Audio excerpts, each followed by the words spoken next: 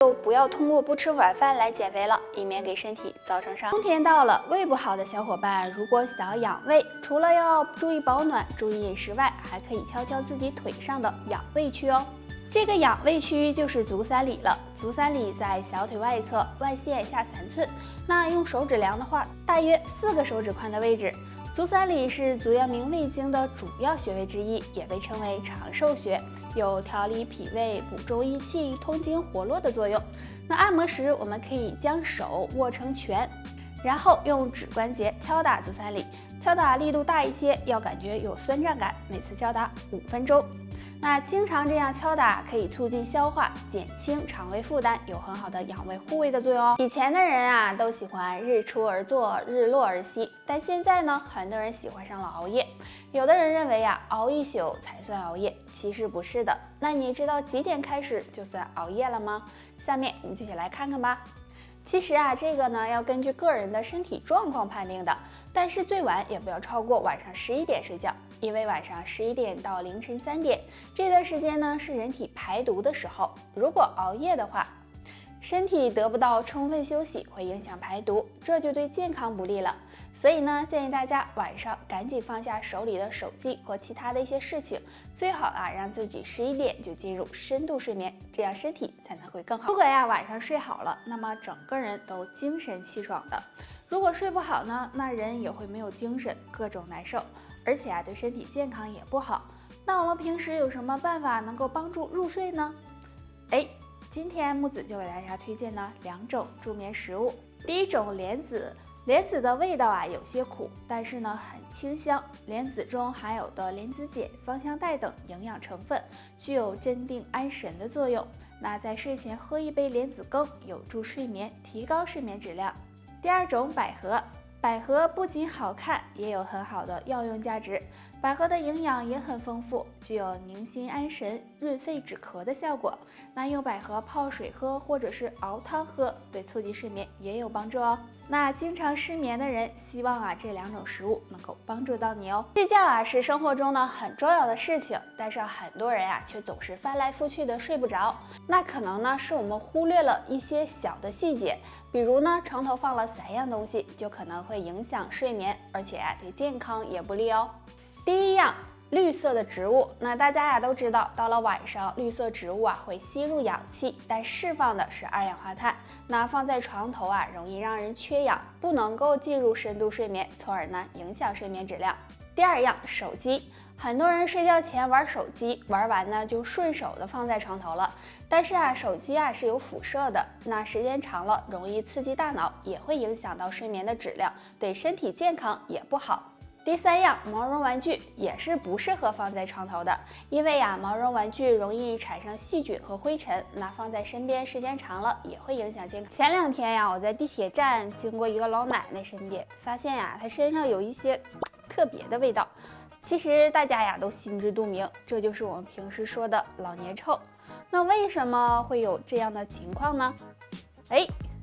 因为啊，当人过了40岁后，身体呢会分泌出一种叫臭味醛的物质，它呢会随着年龄的增长，分泌呢也会增加。尤其啊是抽烟喝酒、大鱼大肉的粗老爷们儿，可能呢30-40岁就会有老年臭了。不过呢，如果你能做好2件事，或许能够避免哦。首先呢，要多注意个人卫生，勤换衣物，平时多洗澡。其次就是要减少抽烟、喝酒，可以多喝水，注意啊补充体内的水分，这样都能够缓解老年臭的情况哦。腋毛很多女性都觉得它非常难看，所以呢经常会刮掉。其实腋毛是有很大作用的，它可以帮助透气，还能够缓解皮肤的摩擦。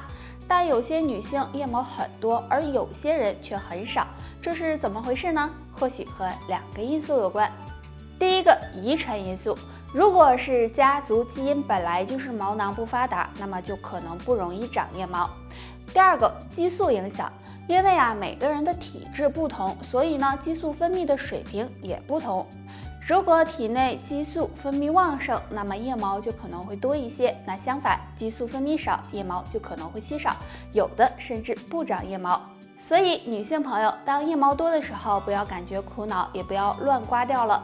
如果你有狐臭的话，还是可以刮掉的。很多人胃不好，其实这可能是你平时不注意饮食和一些生活习惯引起的。那胃不好的人饭后会有2种表现，若你都没有，说明胃部还算健康。饭后腹部不适，如果吃完饭后感觉到有饱腹感、上腹部不适这种情况呢，还经常的出现，那就要注意胃部健康了。饭后不停的打嗝，如果吃东西太快了，可能会出现打嗝的情况；但如果不是吃东西太快，还经常出现打嗝的情况，而且持续时间比较长，那么也可能是胃部出现问题了。那胃不好该怎么办呢？可以常吃一种食物哦，那就是山药了。山药含有的营养很多，其中含有维生素、蛋白质以及淀粉酶，有保护胃黏膜、健脾养胃的作用。经常吃一些山药对胃部健康有帮助。今天呢，我看见一个很有意思的视频，是这样式的：一个男人，一个女人。哎，干啥去？种地去啊！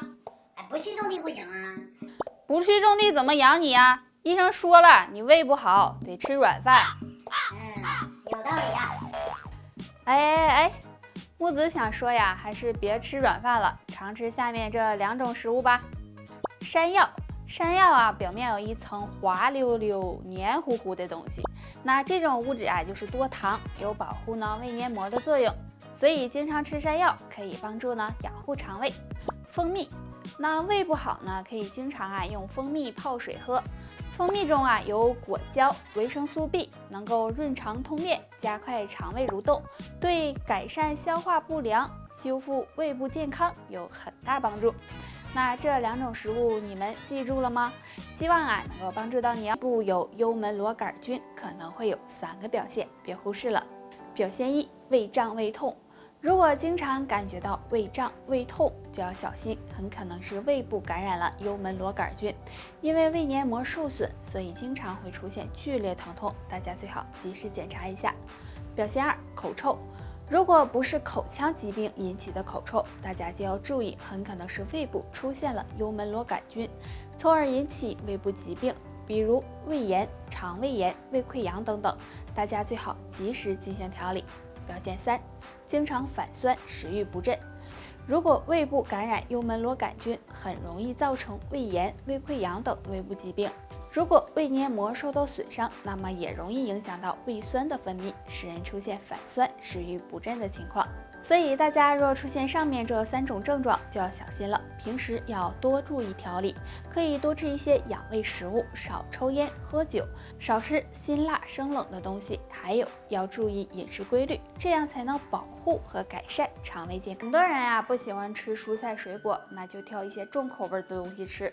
时间长了，就出现了胃火旺、口臭的情况。那如果有这样的情况，我们可以通过饮食来调理。